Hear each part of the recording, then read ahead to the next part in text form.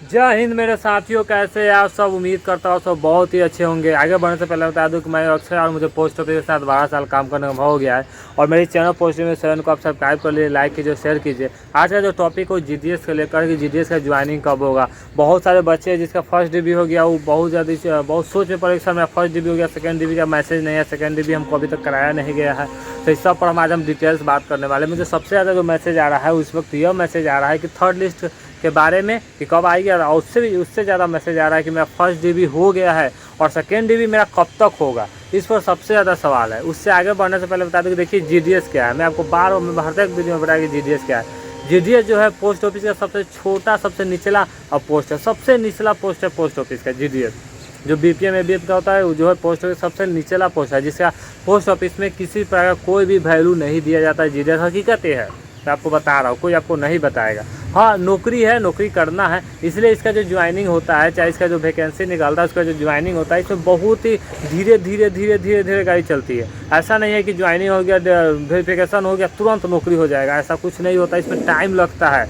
आप लोगों को मैं कितनी बार बताऊँ कि हर डिवीज़न जो होता है अपने हिसाब से अथी मैनेज करती है। हर डिवीज़न अपने हिसाब से डीबी करती है, हर डिवीज़न अपने हिसाब से बच्चे को बुलाती है। आपका फर्स्ट डीबी होने का जो डेट है वो जैसे ही लिस्ट जारी होता है, शॉर्ट लिस्ट जारी, तो उससे बता दिया जाता है कि इस तारीख से पहले आप आइए और अपना डीबी करा लीजिए। डीबी कराने के बाद उसमें सबसे ज़्यादा सवाल बच्चे से यही पूछा जाता है कि क्या तुम जेल जाओगे। सबसे ज़्यादा जब तुम 98% लेकर आप जाएंगे, 99% लेकर जाओगे ना, तो एसपी आपको कहेंगे तुम पक्का जेल जाओगे, क्योंकि तुम फर्जी हो।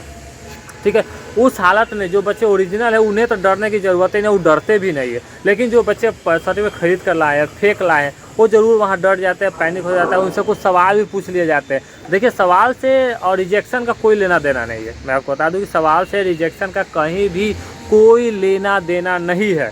और इस वजह से आप इस बात को घबराइए मत कि आपसे कोई सवाल पूछता है, अगर आप जवाब नहीं देते हैं तो आप घबरा गए। इससे आपको कोई टेंशन लेने की जरूरत कोई सवाल संबंधित जैसे सब्जेक्ट संबंधित कोई सवाल पूछते हैं, चाहे वो इंग्लिश से हो चाहे वह मैथ से हो, अगर आप जवाब नहीं देते तो इसको रिजेक्शन से कहीं लेना देना नहीं है। बस वो बच्चे का बस एक नॉलेज चेक करते हैं। चाहे हम लोग भी जाते हैं तो बच्चे से जब नॉलेज चेक करते हैं, बच्चे जब 97% नंबर लाए हैं तो एक छोटी सी परसेंटेज का सवाल पूछ लिया जाता है, वो नहीं बता पाते हैं। ठीक ना, इंग्लिश में कुछ 2 लाइन लिख ले कह दिया तो नहीं लिखा जाता है कि आपको इंग्लिश में 99 नंबर नहीं लिखा है। तो इससे जो है रिजेक्शन का कोई लेना देना नहीं है।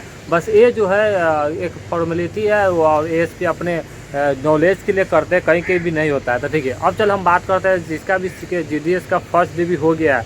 वो बहुत सारे बच्चे वेट कर रहा है कि मेरा सेकेंड डीबी कब होगा। वो बहुत सारे मुझे मैसेज आता है कि सेकेंड डीबी कब होगा। तो देखिए, मैं आपको बता दूं कि हर डिवीज़न अपने हिसाब से सेकेंड डीबी लेती है। कोई भी हर डिवीज़न का अपने तरीके से अपने हिसाब से लेती है। क्योंकि देखिए जीडीएस का जो होता है ना,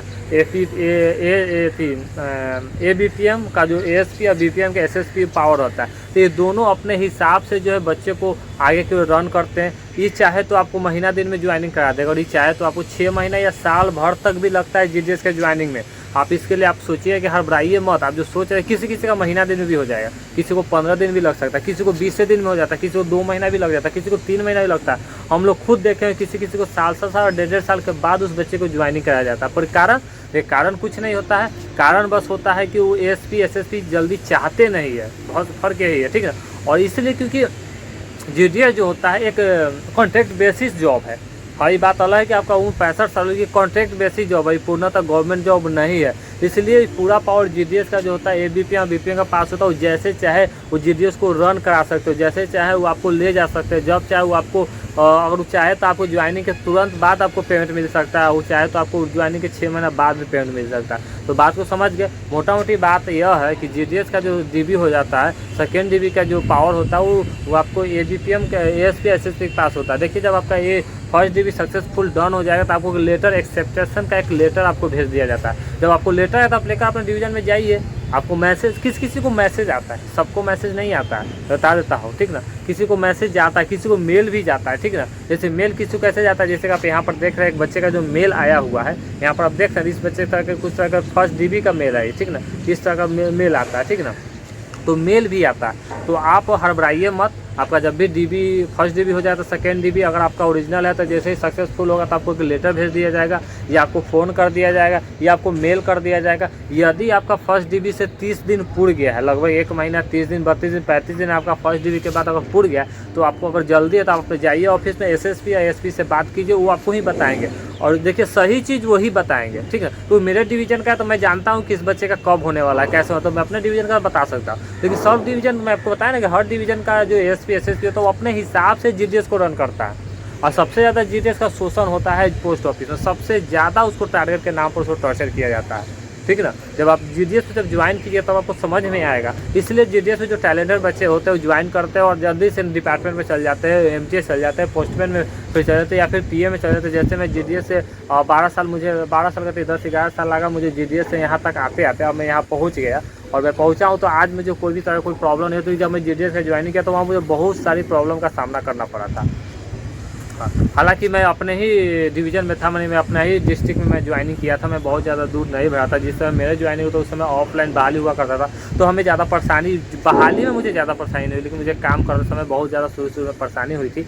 क्योंकि मैं नया था, जब किसी भी चीज़ में फील्ड में जब नया जाएगा तो शुरू में आपको थोड़ी सी परेशानी होगी। लेकिन मुझे 6 महीना के बाद मैं डिपार्टमेंट को ऐसा समझ गया तो उसके बाद वो मेरा शोषण नहीं कर पाया। लेकिन सब ऐसा नहीं होगा। और मैं अपना एग्ज़ाम, मैं हर एग्ज़ाम को फर्स्ट टाइम में ट्रैक किया हूँ। डिपार्टमेंट एग्ज़ाम जो भी था फर्स्ट अटैम्प्ट मैंने उसको क्रैक करके मैं आगे बढ़ता चला गया। इसलिए 12 साल मुझे हो गया हुआ है। और आगे जो तैयारी है मेरा वो भी एएसपी का है। जब मैं कुछ दिन में एएसपी के लिए एलिजिबल हो जाऊँगा तब उसका एग्ज़ाम देकर मैं एएसपी बन जाऊँगा, और तब मैं शायद आपके लिए और ज़्यादा आपको मदद कर सकता हूँ, ठीक है।